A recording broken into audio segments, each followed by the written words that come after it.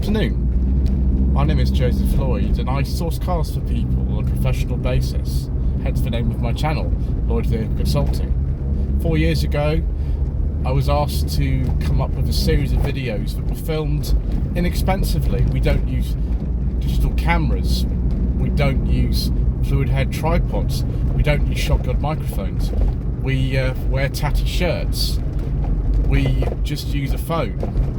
But we look at cars that you can buy for a budget up to £1,000 only, and we very much enjoy ourselves. These are cars that might be in cosmetically bad condition. You might see oil leaks, rattly dashboards and cosmetic imperfections, but we go all over the country and we find these very inexpensive cars that you all seem to enjoy watching.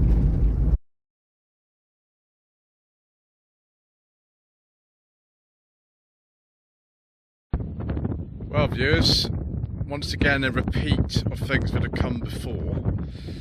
In 2020 I filmed a 2003 Toyota Yaris 1.5 T-Sport near the sea, and it was windy, and now it's 2024 and I'm filming another Mark 1 Toyota Yaris by the sea and it's windy. Different place though. This is Calshot, which is near Southampton. I can smell the sea from here actually. It's well, a smell. This is a very low mileage car, this one. It's a 2001 Yaris 1 litre GS 5-door. AA was an old plate that used to be local to this area when they used the old system. Obviously Y plate was the last year they used the old system. Aftermarket wheel trims on this. I think it's been in the family, this car, for a long time, and there's no rust on it. So many of these are now really rusty. It tends to be the rust that kills these old Mark 1 Yarises. They were built really, really tough, and seeing a nice one these days is good. There we go. There's the supplying dealer plate from Marshall Rolfe in Southampton, who no longer exist. Back in 2001.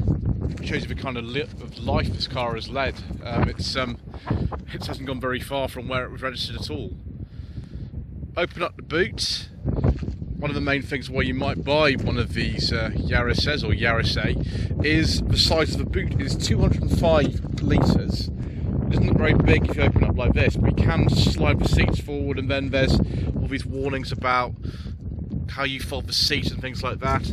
Let's see if we've got a spare wheel under here somewhere. Ooh, that's come loose. That's not so good, is it? Maybe I can't access that if that panel's come loose. We'll have to maybe leave that. It's in there somewhere though. Do you even get a boot light, or do you not in this? I don't think there is a boot light in here, you know, viewers. That's really annoying. Never mind. Right, let's just get it in the back, and I go with sliding seat. Now it's in the rearmost position. The backrest does actually fold down. You can see how to do it there. We'll just see if we can get this to slide. Actually, getting in is really easy. So the rearmost position, this is my driving position, and I'm about 5'11". I've got some room. Just got to find the handle. There it is. Oh, and then we have no room, and some room, and no room. There we go. The only thing is, it only slides as a whole thing. You can't actually have it move separately, like you can do split the seats. So that's something you can consider. Only got windy windows in the back of here. We haven't got the CDX model, which would have electric windows in the back. But that's okay. We've got exposed screw heads and all kinds of other. I'd like to try this way because that means it's a bit less kind of stray rays if we do that. No seat back pockets. It's only the GS model, which is one up from the base trim. But we have got electric front windows. No aircon, no sunroof. Just wonderfully kind of basic Japanese designed car. These first generation Yarises were sold under so many different names around the world, like the Vitz and the Echo and the Platts and things like that, depending on the body style you had. You could get these as a saloon as well, but in this country we only got the 3 and 5 door hatchbacks and the funny Yaris Verso thing that loads of people really, really liked, actually, despite the strange styling. You can see the instruments are not here, they are over there, which is strange. If we put the key in, I'll do it with my left hand. There we go. Right, so they're down here. They look like they're at the end of a tunnel. Yeah, look at that, right down there. Actually, because you're sort of looking here when you're driving mainly, and if you move your eyes down there, by the way, it looks like it's sort of flashing. It's not. That's just a refresh rate of the camera. It actually is not too bad. I thought it was terrible when I initially drove one of these back in the day, but it's actually okay. So many cars these days have electronic speedometers and things, so you can see the fuel gauge there, the rev count and the speedo. The T-Sport models actually have a conventional speedometer, but it's down there. So yeah, that's something to think about. Dashboard's a bit, I don't know, it's all sort of hard touch. You can tell this was a sort of cheaper car back in the day, but it's lasted 23 years, this car, so it can't be that bad. Auto reverse cassette deck, but you can also put another radio down there, which is really strange. The controls of the stereo are sort of separated at the top here, which is good, and then some of them are down there. But you can also fit an aftermarket radio too, which is what a lot of people do, which is confusing. But anyway, ashtray down there, cigarette lighter. Actually got sort of these pockets either side that are quite deep for putting things in. You don't, in some senses, need a cup holder. Although there are some cup holders here, you can maybe put some of the bottles in there. And there's another storage area down here. There's about 15 litres actually of storage in and around the cabin. The door pockets are quite small, but then you've got other places to put stuff, so it's not necessarily a problem. And we've got the split level glove box in there. Although I don't think I'm getting my secret mission documents in there. I don't think I am. Twin airbags in the front of here. I think the base model S trim, which didn't even come with painted bumpers, I don't think you got even twin airbags in that. But yeah, it all feels typical kind of late 90s Japanese car, really, or early 2000s this one is. It's a bit sort of grey, seat fabric's kind of interesting, a lot of 90s seat fabric was like that. Very simple, no air conditioning, sort of idiot-proof heating, ventilation controls, which is good, someone like me, and it's just standard 5-speed manual. The driving position in this just feels to me just a bit high, like you can't move the seat down at all in this GS model, and it just all seemed a little bit unnatural and wrong, but you know, maybe your sort of mileage will vary in that respect. Yeah, no electric windows. We do have an auto power shot driver's window though, which is nice, I suppose. Let's turn that off. There we go. And one thing I do like, as opposed to previous sort of early Toyotas, is they've got the indicator and wiper stops around the conventional way. I mean, these cars are built in France actually for our market, so you know the French would prefer that too. More exposed screw heads, of course, and all that sort of stuff. But you know, do you need to worry about something like that? Let's take a look under the bonnet, shall we? So, a little 1 litre variable valve timing engine, developing 67 horsepower in this one. It's pretty easy to work on. We can see sort of drive shafts and things like that down there. Oh, that was steering rack. Maybe the gearbox is just here. Chain cam engine. They don't tend to actually go too wrong. Any of the engines on the first generation Yaris they tend to be very reliable. I suppose you could have a timing chain brake or something like that, but I haven't heard of that happening too many times. Yeah, I said earlier, a bit silly. This car doesn't got painted bumpers either. The GS, I think you get even less kind of sort of paint on the outside of it. I think maybe the lower half of the bumpers is painted, whereas on the S models it's not. But you know, do you really care about it if you drive this sort of car? You go for a T-Sport or a CDX, those have, you know, painted bumpers and things like that, and alloy wheels. This one just wheel trims and replacement wheel trims on this one. But all is well in the world if you just drive around some cheap motoring in your 1 litre Yaris. Let's go for a spin, shall we?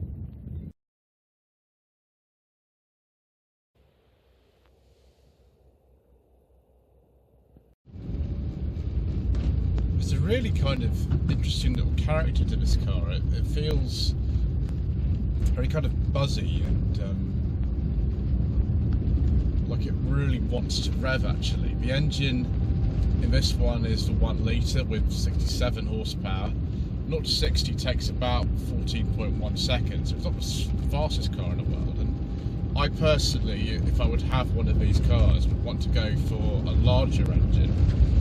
And the main one you're going to find is the 1.3 with either 85 or 86 horsepower. It depends whether you go for a pre or post facelift car. Facelift occurred in 2003, and actually they changed the 1.3 engine. I don't know why they did that, I don't quite understand, but yeah, the later 1.3 had a little bit more power, and that was the one that was available with an automatic gearbox. The T-Sport models in this country anyway, they have a 1.5 engine with 103 horsepower. They don't feel, unless you absolutely thrash them in any way, like a hot hatch.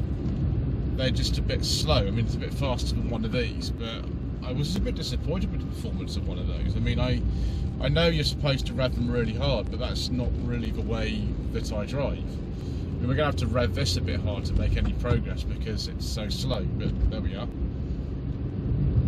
The trim levels available on one of these when they were launched in 1999 were S, which is the most basic one. I don't think you've really got anything, certainly no electric windows or air conditioning. The GS is like this one, which still has the unpainted bumpers. The GLS, the CDX, and then the SR, which was only available with a 1.3 engine. The S, unsurprisingly, was only available as a 1 litre. Then obviously the T-Sport, which came on in 2001. After the facelift in 2003, the trims were simplified a little bit. The base model was called the T2, and then there was the T3 and the T-Spirit, which sort of replaced the CDX. You also find colour collection and blue editions.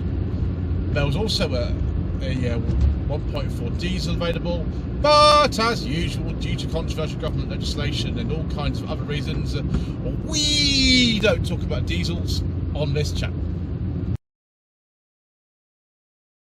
What we do talk about is the fact that this car's got an incredibly sort of short travel clutch. It's not difficult to use in particular, but it's very, very short travel, which is strange. And also, we're on a 60 mile an hour national speed limit road here, and I would like to get 60, but we've got such a Berlingo in front of me, so we're not going to do that.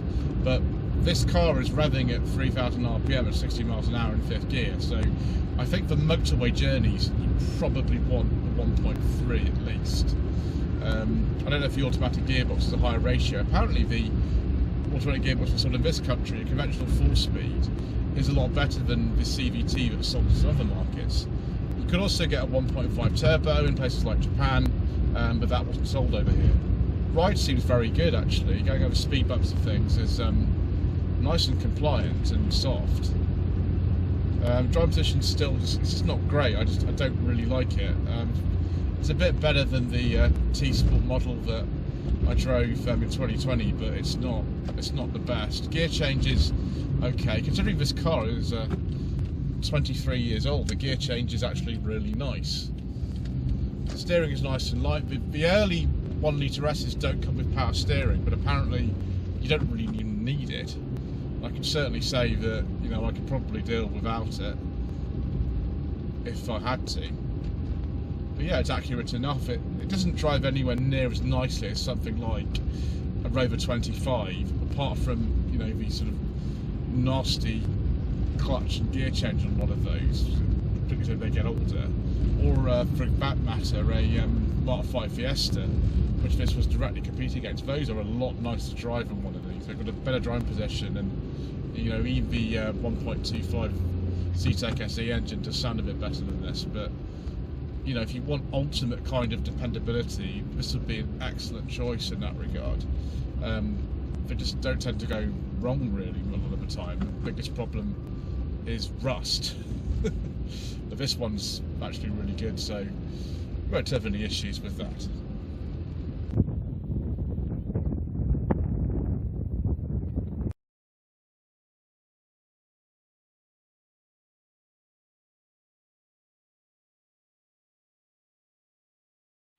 Let's look now, viewers, at some places around the world where the XP10 Yaris or Virts or Echo was made. It was built in Japan. Ones in France were called the Yaris. The more normal name, actually, around the world was either the Virts or the Echo. The Yaris was only used in Europe as a name. Also in China, that was known as the Jali-Vitsi, which is interesting. So viewers, should you consider a Mark 1 Yaris or Yaris XP10 for your hard-earned budget up to £1,000? Well, the main problem is actually finding one that's still in good condition for under £1,000. It does happen, but a lot of these cars, since 2020, have become quite a lot more expensive. This one's done 50,000 miles, it's in really good condition, and so you might be paying £1,500 to £2,000 for a car like this. If it's a T-Sport or a CDX, it's with an automatic gearbox, and you might even be paying more than that. But anyway, thank you ever so much indeed once again for watching. Please don't forget to subscribe to the channel, like this video and comment below, and we shall see you again very soon for more inexpensive motoring.